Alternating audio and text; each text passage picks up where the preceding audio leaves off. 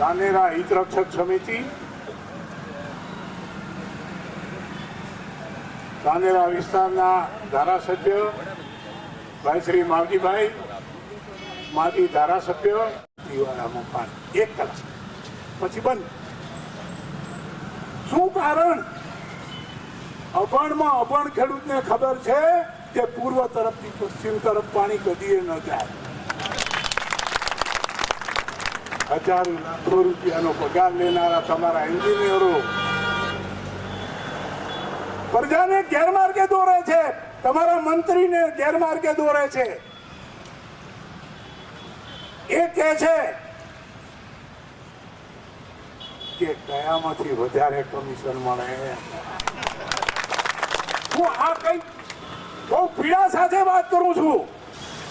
જ્યાં ઋષિ જેવા માણસ મોદી, જેમનું નામ લેતા પણ આપણને આનંદ થાય, આપણું હૈયું થાય, ક્યાં યોગી, ક્યાં અમિતભાઈ લોકસભામાં 370મી કલમ ઉપર બોલે, સાંભળીને એમ થાય કે વાહ, કેટલા 500 વર્ષ પછી કે 1000 વર્ષ પછી અમારી સંભાળ લેવા વાળો કોઈ ભરત માણસ છે. આપણને લાગણી થાય એમના માટે. નરેન્દ્રભાઈનું નામ આવે, એમને જોઈને આપણને એમ થાય કે ધન્ય છીએ અમે ગુજરાતીઓ કે ગુજરાતની પુણ્યભૂમિમાં આવા પનોતા પુત્રનો જન્મ થયો.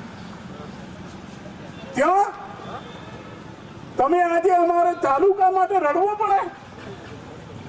તમે બેઠા છો ત્યાં, મેં ફોન કર્યો છે, અમિતભાઈને ફોન કર્યો છે, PM ને ત્યાં પણ ફોન કર્યો છે, અમિતભાઈને ત્યાં મેં મેસેજ મારો રેકોર્ડ કરાયો. આવી સામાન્ય બાબતમાં અમારે લડવું પડે ને.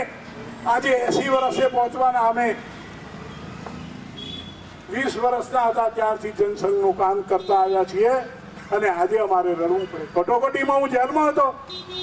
આ વિચારધારા માટે અમે પણ કંઈ કર્યું છે અને છતાં જો તમને ન કોઈને સમજાતો હોય તો અમને મારી નાખો. અંગ્રેજોએ કરેલો જલિયાવાલા બાગ કરી નાખો, પણ મહેરબાની કરીને આવું માફ કરો. રોજ અમારે મરવું એના કરતા એકવાર મરવું સારું. હું દુઃખ સાથે આ વાત કરું છું. એટલે મહેરબાની કરીને પત્રકાર મિત્રો તમને પણ કહું છું, યોગ્ય પ્રશ્નો જે છે એનું બરાબર તમે ચલાવો, પ્રજાને જાગૃત કરો. અને 1500 ફૂટ નીચે પાણી જતા રહ્યા હોય, 3% વ્યાજે પૈસા લઈને બોર કરાવે, પાણી ન થાય, આખો પરિવાર રડે. એ દિવસે રસોઈ નથી બનતી, ભૂખ્યા સુઈ રહે છે એ લોકો. મેં જોયા છે એવા પરિવારો. અને રજૂઆત એટલા માટે કરીએ છીએ, અમને દુઃખ થાય. એટલે અમને હવે ફરીથી જો તમારે ત્યાં મોકલવા હોય, ફરાદ મોકલવા હોય, એના કરતા તમને અમે ન ગમતા હતા પાકિસ્તાનમાં મોકલો, અમે જવા તૈયાર કરશું. ત્યાં હદ કરી નાખી આ લોકોએ તો. અને સમાજને કહું છું, ખેતીવાડી પર નપતા એ સમાજને પણ કહું છું, અહીંયા આપણે 2.25 લાખ મતદારો છે, એમાં 1.25 લાખ મતદારો તો બીજા ઇતર ગરીબ જાતિના છે. એમનો શું ગુનો છે? તમે ખૂબ પ્રગતિ કરો, ખૂબ સુખી થાઓ. અમે તમારો કોઈ દ્વેષ કરતા નથી, પણ તમારા નેતાઓને છૂટો દોર મત આપો, તમારા હાથમાં કમાન રાખો. ખબર આજે એ વાતની ચોખવટ થોડી થઈ, એ વાત ચર્ચામાં આવી એટલે કરું છું. પાણીનો જે પ્રશ્ન છે એમાં મને બહુ દુઃખ છે કે એના માટે કંઈ નથી થઈ શક્યું હજી સુધી. આ પ્રજા ખેતી આધારિત એનું જીવન ચાલે છે. અને બીજું ડેરીનો એક ટેકો છે. તો તો ડેરીમાં 4-5 ઢોર રાખવાના હોય પોતાને ત્યાં તો પણ પાણી જોઈએ, અને ખેતીને પણ કરવી હોય તો પાણી જોઈએ. આ વિષયની ચર્ચા મેં ઘણીવાર કરી. ક્યાં અટક્યું હતું, કોને અટકાવ્યું હતું, શું દાવા કર્યા હતા, બધું જાણું છું. પણ એ અત્યારે કહેવાનો આ પ્રસંગ નથી. આજે હું હમણાં એની વાત નહીં કરું. આજે આપણે એક બીજું મોટું સંકટ આપણા ઉપર આવ્યું છે. ધાનેરા ને થરાદ નવો જિલ્લો જે બને છે એની અંદર નાખી દેવામાં આવે છે.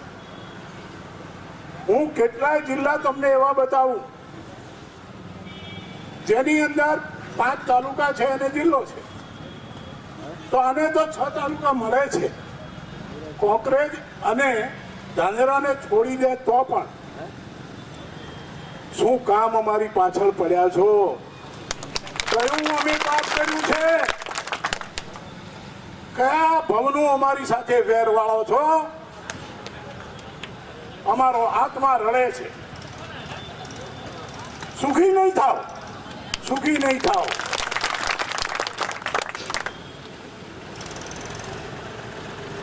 અમારો જે ગરીબોની હાય છે ને, એ હાય લાગ્યા વગર નહીં રહે.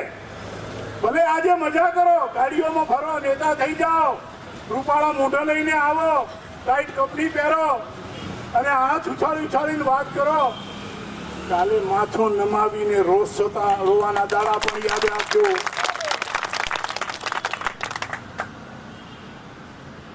કરણી એવી કરીએ કે જ્યારે મોત સામે આવ્યું હોય ત્યારે હસતા હસતા જઈએ, પ્રભુ મને તે આ આપ્યું હતું, મારી બુદ્ધિ, મારું ધન, મારી શક્તિથી મેં આ સમાજનું ભલું કર્યું છે. તમે કહેશો શું? તમારા અહંકાર સિવાય તમે શું પોષ્યું? આ હિંમત નહીં કેળવો તો કાલે તમારે પસ્તાવવું પડશે. એવા ઘણા દાખલાઓ બન્યા છે, તમને બધાને ખબર છે.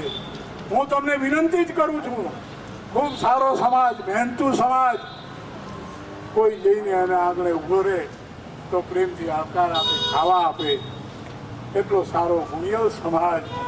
એ સમાજનું પણ નામ આ નેતાઓ પોતાના સ્વાર્થ માટે બગાડી નાખ્યું છે. તમે એમને અટકાવો. સમાજ આવીને એમને પૂછે, યુવા વર્ગ પૂછે, એમનો હિસાબ લે. અમારે ભલે નાનો સમાજ છે પણ અમે કોઈ ભૂલ કરીએ તો અમારા સમાજના છોકરાઓ મને પૂછે આવું કેમ છે?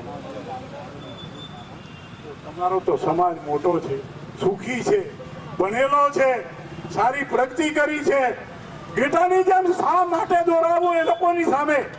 કેમ જાતિ કાઢી ઉભાને રહીએ? ખબરદાર, ગરીબ લોકોનું અહિત કરો છો એ નહીં થવા દઈએ. આટલું કેમ ન બોલી શકો? તો મારી વિનંતી છે સમાજને પણ. અને હવે પછીનો જે કાર્યક્રમ ધાનેરા હિતરક્ષક સમિતિ તરફથી આપવામાં આવે, મોટી સંખ્યામાં હાજર રહીને આ આપણી જે આખો કાર્યક્રમ છે એ ખૂબ સારી રીતે પાર પાડવાનો, અને ધાનેરાને થરાદમાં જવા દેવું નથી.